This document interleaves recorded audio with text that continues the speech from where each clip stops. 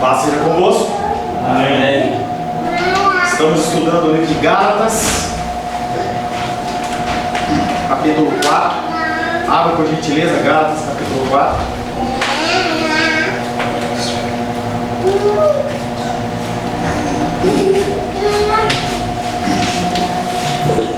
Gálatas, capítulo 4. Nós vamos ler o verso 1 em diante.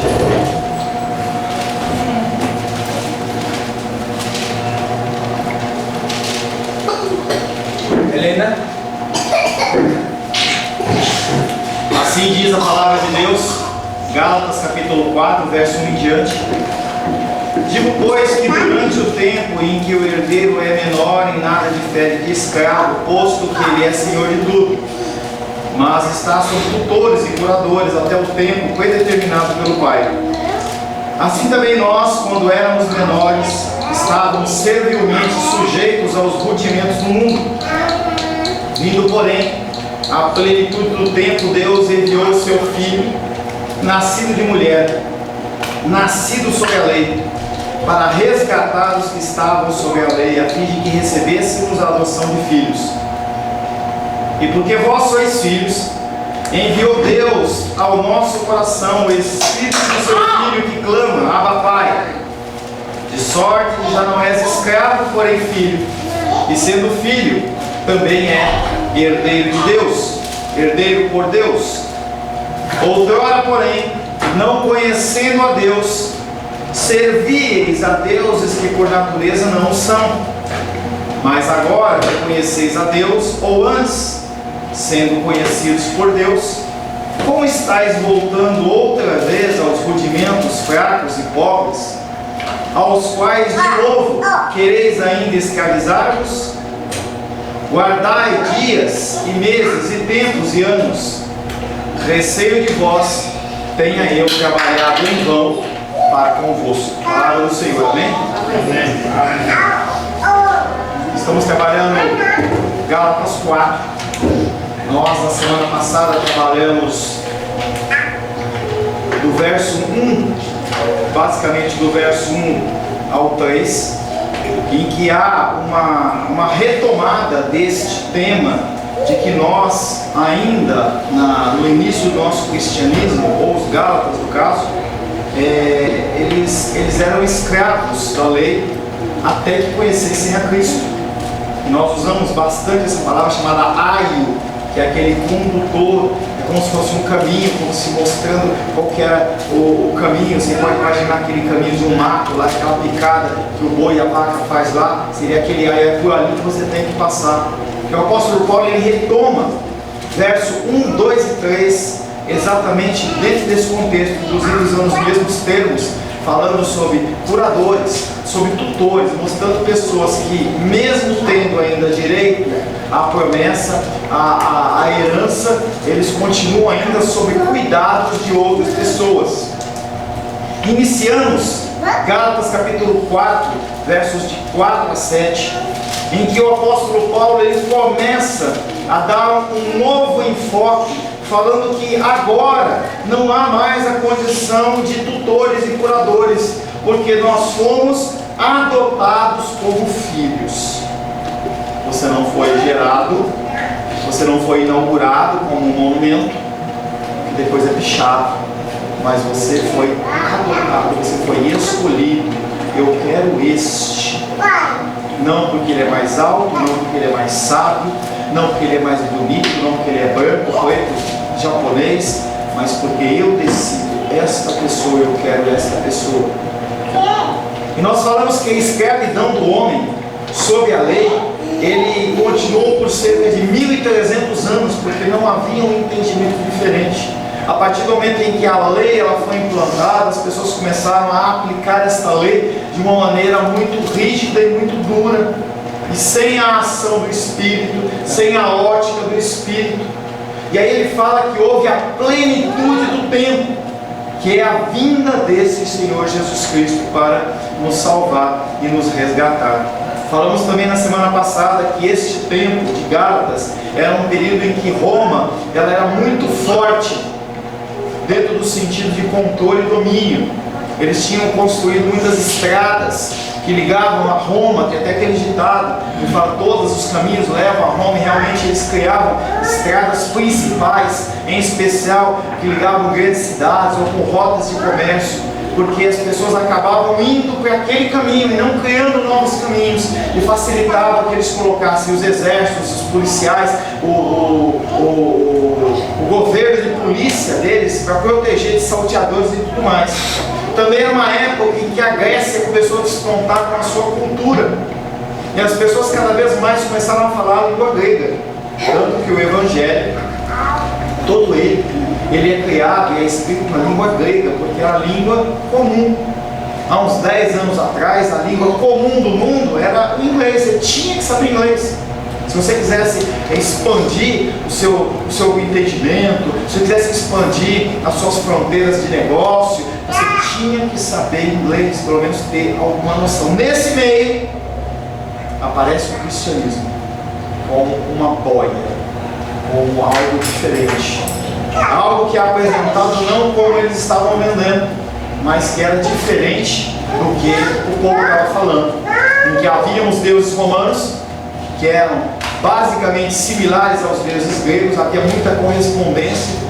A gente vê muito isso dentro da Igreja Católica Romana e as entidades. Você consegue identificar a figura de Maria, que está lá na Igreja Católica Romana, com a figura de Iemanjá. Você consegue identificar a figura de São Jorge, lá com o Xum Guerreiro.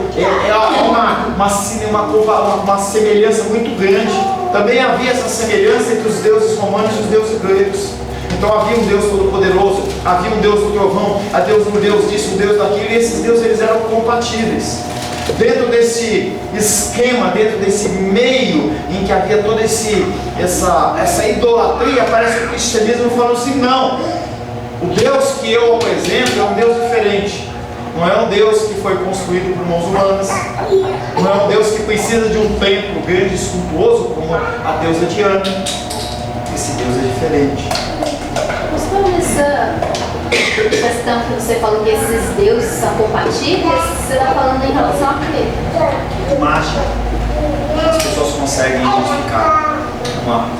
Por exemplo, quando você olha dentro do catolicismo romano, por exemplo, não estamos falando mal, isso é aberto para quem quiser.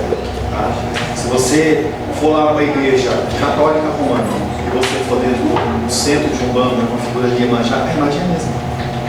Tá? Isso aí ocorreu dentro do início em que a Igreja Católica Romana chega no Brasil e ela fala: vocês têm que adorar os meus deuses. E na época, em especial, os escravos falam assim: nós temos outros deuses. E aí há uma palavra que chama-se sincretismo religioso, que quer dizer o quê? Eu olho para uma imagem, eu me ajoelho perante essa imagem, mas na verdade eu creio na minha.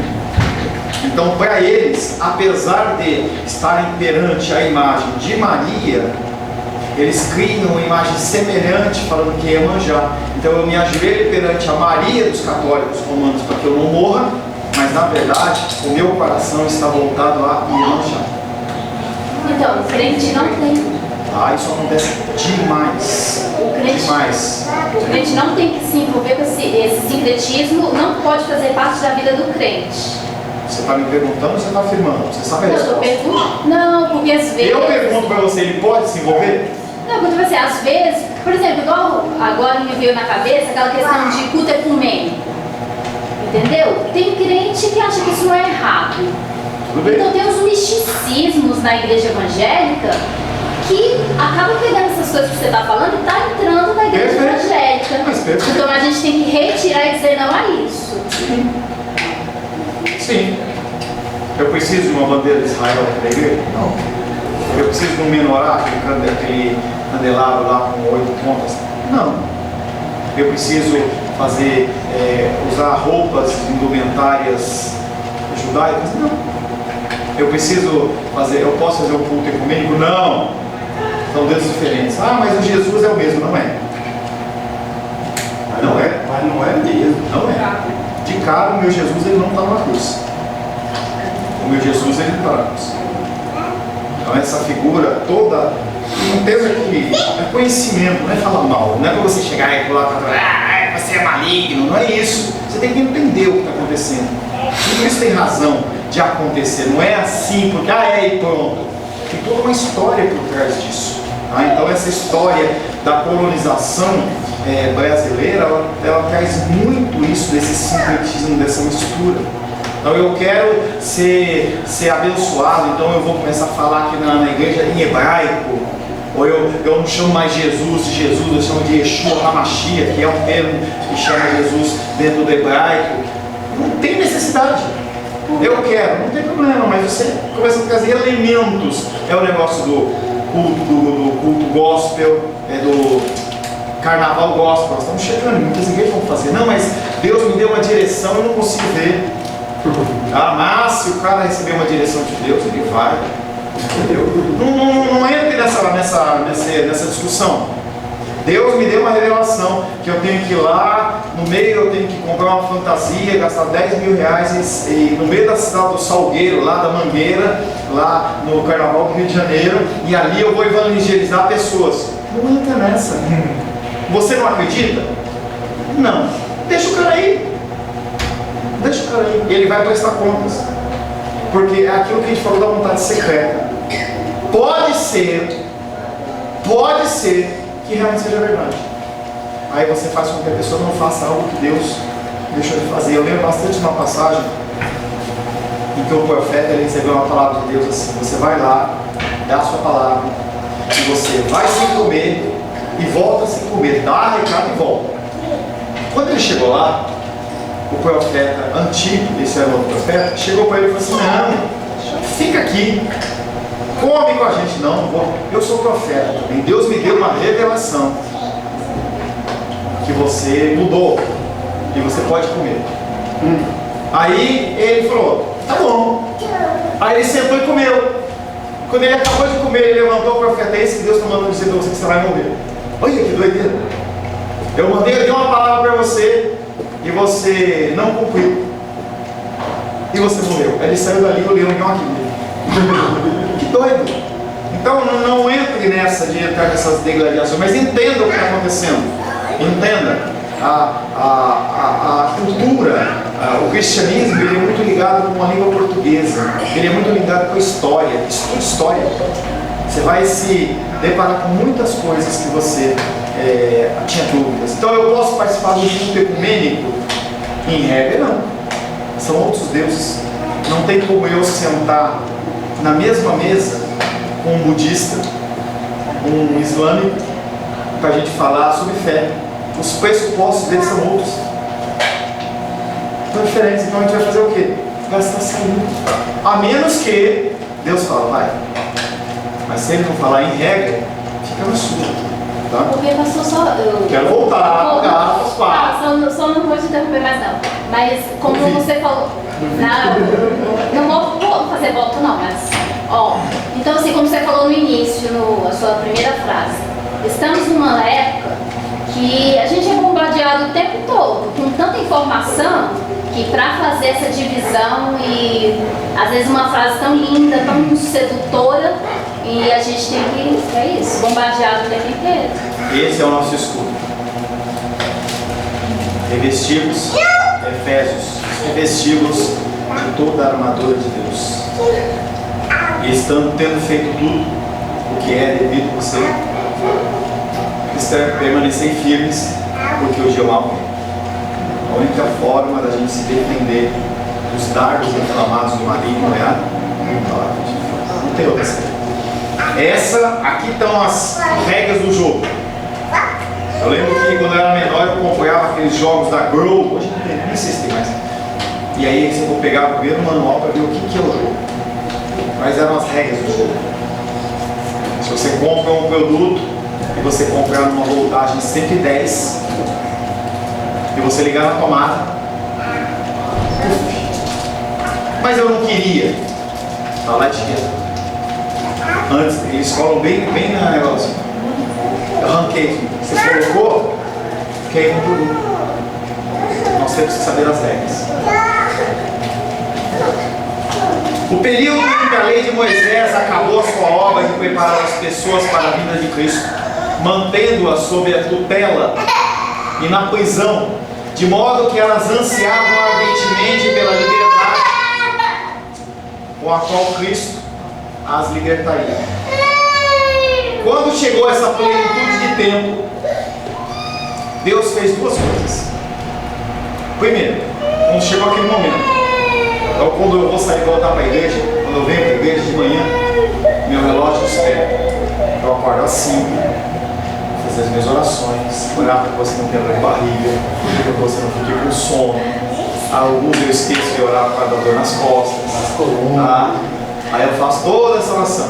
Aí eu faço para Deus me abençoar na hora que eu minha palavra. Vou ler, tudo é por volta das 6h30, eu vou deitar. Dar mais uma descansada, e quando é 8h15 eu levanto. Quando é 8h50 ele diz: saída para a igreja. Quando chegou esse momento, que é a plenitude do tempo, em que venceu, a primeira coisa que Deus fez, enviou o seu filho. Observe que o propósito de Deus foi duplo. Quando ele envia o filho dele, tem dois propósitos. Na verdade, três. O primeiro, glorificar o nome dele através do poder da palavra. Isso é o primeiro. Segundo, resgatar você. Ele resgata. Você está no meio de uma situação, ele fala de um poço, de tremedal, de lodo, tal, ele está falando de estrepto, de fezes, que negócio nojento. Você está lá. Ele estendeu a sua mão, te pega, ele te resgata. Mas ele podia simplesmente te resgatar daquilo e soltar. E além de resgate, ele te adota. Então, ele olha para você numa situação de destruição, ele estende a mão para você, te tira do lago e ele fala: agora eu vou andar com você todos os dias, pastor. Amém. Todos os dias. Glória a Deus. Desde que Jesus estendeu a sua mão, ele nunca mais saiu do seu lado, mesmo que você não veja em situações diversas na sua vida. E não simplesmente resgatar da escravidão, porque a minha escravidão, que era do mundo, ela muda de dono. Eu passo a ser escravo não do pecado, e sim de Deus. E a figura, eu estava ontem no quadro falando assim, uma figura que é a melhor que se define Deus em relação à sua soberania ele é um tirano, ele é um déspota, em que a gente associa a Stalin, a Lenin, a Maduro, a Hitler. É isso. É um Deus que fala, é assim. Pronto. Ele não pega conselho com ninguém. Jó achou que ele pegava conselho. Ele fala, não, eu não pego conselho com ninguém. Eu decidi que a zebra tivesse lístria ou vertical e que a onça tivesse bolinhas pretas. Eu poderia ter feito ao contrário, mas eu quis fazer assim. Ele nos resgata, ele transfere esse escrito de dívida para Cristo, e por ter sido comprado, você passa a ser escravo dele. Se você preferir uma palavra mais sim, espiritual, mais gospel, eu sou servo, mas é escravo. Tá? Na verdade é escravo. Não somos informados aqui de como a redenção foi alcançada, mas sabemos lendo Gálatas 1,4 que foi pela morte de Cristo, e em Gálatas 3,13 que ele fez maldição no nosso lugar. Então nesse texto ele simplesmente fala que teve a plenitude de tempo, ele mandou Cristo, mas em outros versículos ele fala, primeiro, ele morreu por você, você era maldito, Deus tinha nojo de você, e aí, através do sacrifício de Cristo, ele olha para você e vê com alegria. E aquela maldição ela foi levada e colocada nas ombros de Cristo. O que se enfatiza nesses versículos é que aquele Deus que enviou, o nosso Deus que enviou para realizar a nossa redenção, ele era perfeitamente qualificado, ele era o Filho de Deus. Eu estou fazendo uma revisão de um livro, de uma matéria que chama assim Teologia Sistemática. É um livro de mais de 1000 páginas, tremendo. E ele começa a falar sobre a geração de Deus, Filho, Jesus Cristo. uma partezinha, um spoiler para você do livro. Quando a gente pensa em Jesus Cristo, o Filho de Deus, muitos pensam que ele passa a ser Filho de Deus quando ele nasce na Virgem Maria. Ele é um filho desde a eternidade. Ele sempre foi filho. E ele não foi concebido na eternidade, ele foi gerado da sua porta como se Deus tivesse puxado um pedaço dele e colocasse ele. Então, Jesus Cristo, quando ele se falava Filho de Deus, lá no contexto judaico, tinha uma implicação muito séria. Então, por exemplo, nós temos aqui a figura do André e temos a figura do Felipe, que é o primogênito dele. Né? É o primogênito. Entenda que quando Felipe, dentro do contexto judaico, ele atinge a idade adulta, ele é como André. Porque a figura do André é uma figura que deveria ensinar ele dentro dos caminhos. Então, se olhasse André e Felipe, tinha que olhar e ver como iguais. O primogênito, ele era como o pai.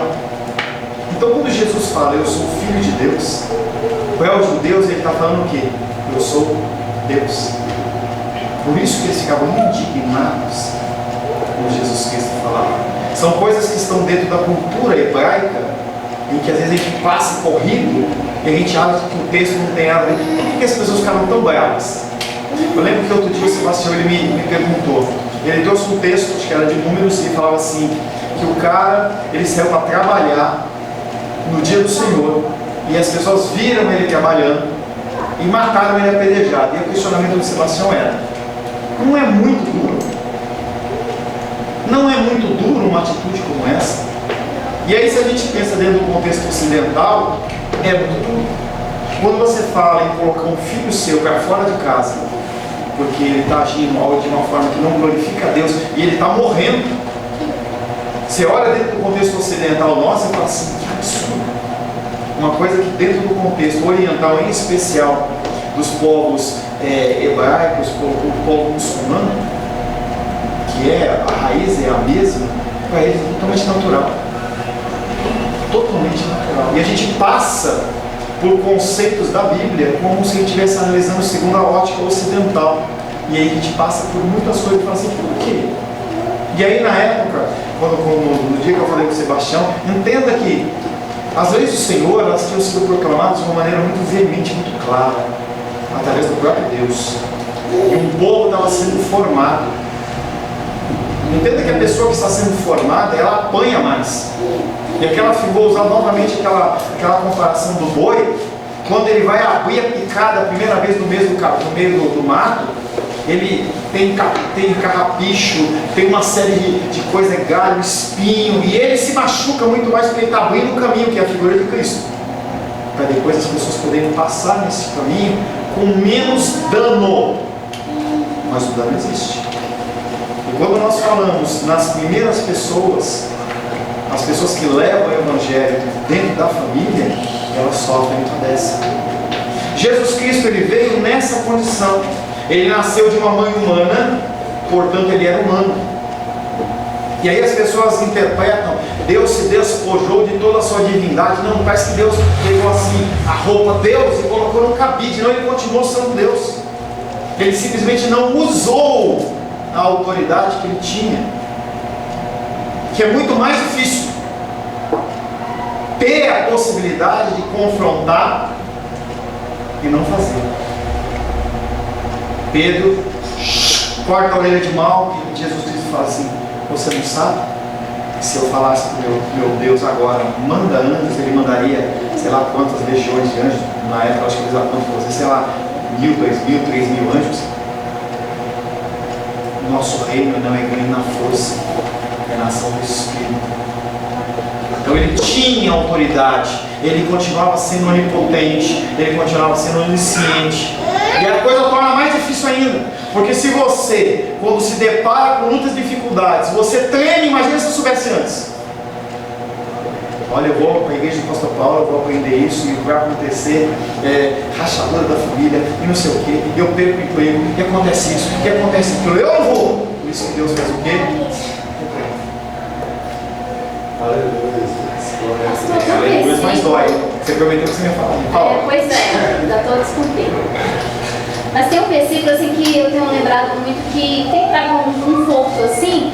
Se a gente pensar nesse versículo, falando assim, que a nossa leve e momentânea tribulação está produzindo para nós um eterno peso da glória. Então, assim, a gente, quando estiver passando uma dificuldade, pensar nesse versículo, já passou a dificuldade, porque nossa leve e momentânea tribulação está produzindo para nós um eterno peso da glória. Entenda que tudo que ela falou é correto, exceto uma coisa na interpretação dela. Já passou. Não, estou falando assim. Não, ela está falando disso, você viu? Desculpa, Melissa. Não De novo, entende. você traz um versículo, olha o que você fez, tá? Entenda. Você trouxe um versículo, você interrompe o versículo, você colocou sua opinião e continuou o versículo. Uma pessoa que não conhece, ela vai falar assim, o versículo é isso. Eu sei, eu tô Cuidado. colocando. Não, eu sei. Cuidado. Eu tô colocando assim, que diante desse versículo, eu só tô assim. Tá? É que na verdade nosso descanso não é aqui, né? Toda hora nós vamos ter uma coisinha. Jesus Cristo nasceu de uma mãe humana, portanto ele era humano além de divino, o único Deus homem. Nasceu debaixo da lei, isto é, de uma mãe judia, numa nação judia, sujeito à lei judaica. Durante toda a sua vida ele se submeteu a todas as exigências da lei. Conseguiu vencer onde todos os outros, antes e depois dele, fracassaram. Ele cumpriu perfeitamente a justiça de Deus. Portanto, a divindade, a humanidade e a justiça de Cristo o qualificaram de maneira especial para ser o Redentor do mundo, não a outro. Se algum dia Deus te levar para uma outra igreja e o pastor falar que Ele é o santo e Ele é o caminho, a verdade e a vida, cuidado. Pastor, tem gente que fala isso. Eu acompanho alguns angolanos. Eu já pediram até a gente abrir uma igreja lá. Pediram interpretação da distância. E aí um cara postou lá que o fulano é o profeta, na verdade é o Messias que havia de vir. E aí os caras estão conversando lá em português, achando que aquele cara é a reencarnação do Messias. Se você ouvir, fala de Deus, se você ouvir, olha, Cristo está lá, Cristo está cá, é fora. Tá? É isso o mistério. Você vai.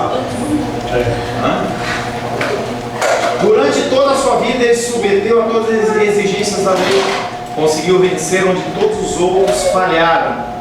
Portanto, Cristo ele é qualificado para ser o Redentor do mundo. Se ele não fosse homem, não poderia ter redimido os homens. Se não fosse justo, não poderia ter redimido os injustos. Se ele não fosse o Filho de Deus, não poderia ser remido, não poderia ter remido pessoas para Deus, tornando-as filhas de Deus.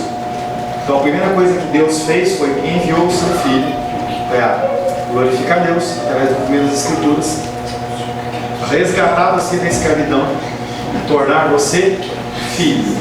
Ele não te resgata, somente deixa ele levar para dentro de casa, te dá banho, coloca um quarto para você e dá comida para você. A segunda coisa que ele fez foi enviar o Espírito Santo. Houve, portanto, um duplo envio da parte de Deus Pai.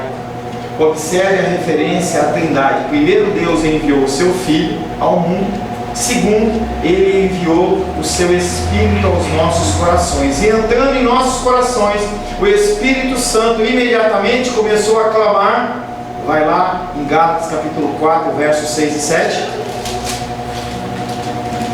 Gálatas 4, 6 e 7. Olha, a crente aí, ó. Abba Pai!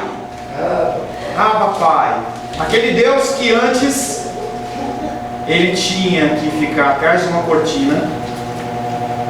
Se você ler o Pentateuco, você vai ver a problemática de você chegar perante Deus sem a autorização dele. E aquele Deus, o véu foi rasgado.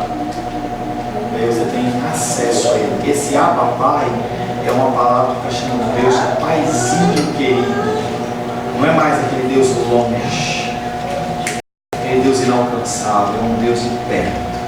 Que você consegue, ó, não chega na minha boca que mas o cheiro de Deus. Esse sábado eu tive uma experiência muito legal. Muito legal. Nós estamos começando agora, na terça-feira, uma pós-graduação em aconselhamento bíblico lá pela faculdade sobre transtornos mentais. E o médico americano ele veio. Já tinha vindo. E aí ele tinha um horário meio diferenciado de avião. E eu falei assim, pode ficar aqui em casa. Aí ficou eu, um pastor e mais ele, que também é pastor e é médico.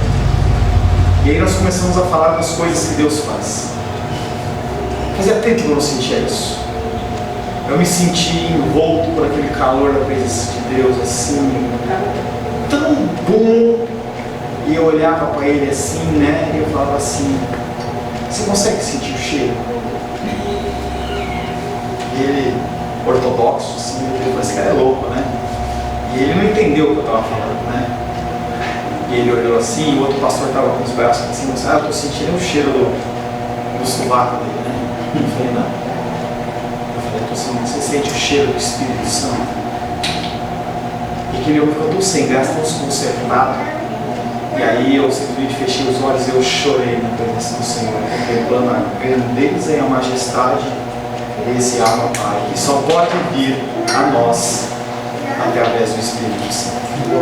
Ele nos capacita a sentir. Tem sido muito gostoso o fim dos cultos, que a gente tem cantado alguns louvores. E o culto da semana passada foi muito especial, eu sentia muito forte a presença de Deus. E é isso, é o Abba Pai. É o Espírito Santo te levando a não só entender as Escrituras, mas também a ter um relacionamento de intimidade com Ele. E você olhar para Ele e falar assim, ô Pai, que saudade. Tem algumas músicas interessantes, tem uma música que fala assim que gosta de, que a menina cantando, ela fala assim, que eu gosto de fazer cafuné e tirar o chinelo e tal. E isso não é perder a reverência em relação a Deus. Deus, ele tem toda essa reverência, mas quando a gente fala dessa intimidade é uma intimidade que o Espírito Santo traz. Não é para você ficar pulando, dançando, mas é para você saber que Ele está do seu lado. A gente precisa saber que Deus precisa estar do nosso lado algumas vezes, né?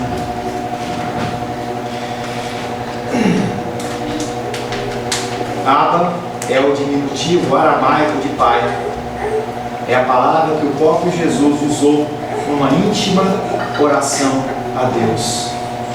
O propósito de Deus, portanto, não foi apenas garantir a nossa filiação através do seu Filho, mas dar-nos a certeza dela através do seu Espírito Santo.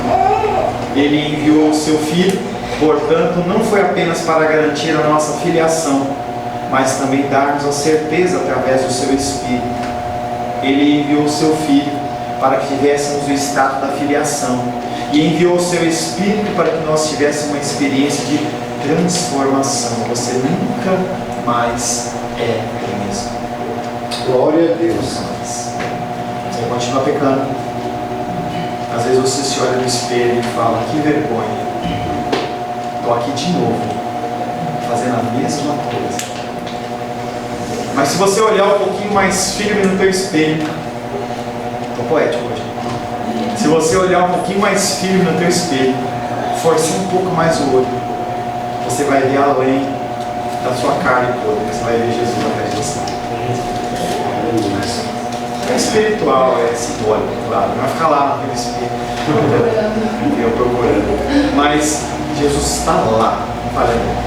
Essa semana, pastor, dentro disso aí que o senhor estava dizendo, eu estava conversando com uma pessoa, onde até meus olhos encheram de lágrimas, porque a minha vida sempre foi uma vida,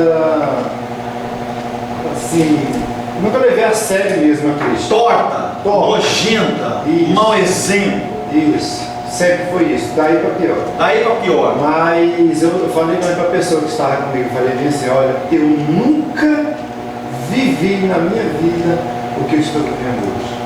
Ao ponto de estar andando o tempo todo, dirigindo, e estar falando com Deus.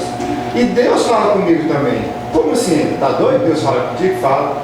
Às vezes eu estou aqui e eu vou começar a exceder a velocidade e falar assim, é certo ou errado você andar acima da velocidade? Aí eu já seguro na hora e falo, Deus, muito obrigado. Como uma coisa e vou jogar o lixo por fora, é certo ou errado? Eu posso, não vou jogar. O tempo todo eu tenho. Às vezes, hoje, essa semana, eu tive uma grande oportunidade, uma necessidade muito grande de soltar uma mentira. E eu fiquei relutando. Quando eu fui, falei assim, não, eu posso até sofrer as consequências, mas eu não vou soltar essa mentira, eu vou falar a verdade. Quando eu falei a verdade, a situação reverteu, que foi favorável a mim. A princípio, se eu tivesse mentido, ia ser confortável para mim. Mas eu falei, eu relutei com Deus e falei, mas eu não vou dar lugar ao diabo. Eu falei a verdade, eu preferi ficar com a verdade e aí depois foi favorável a mim. A situação. Duas coisas. Primeiro, se você vive isso, uma gota de tempo que você dá para Deus, imagina se você tivesse uma vida mais aos pés do Senhor. Se a gente tivesse. É progressivo. Mas a gente se acostuma. A gente se acostuma. A gente acha que tá bom demais. Essa porção de Deus, ela tá boa demais. Deus fala. Essa semana eu ouvi a seguinte frase, coloquei para aconselhado. Pastor, você está falando que Deus fala? Isso é coisa de esquizofrênico.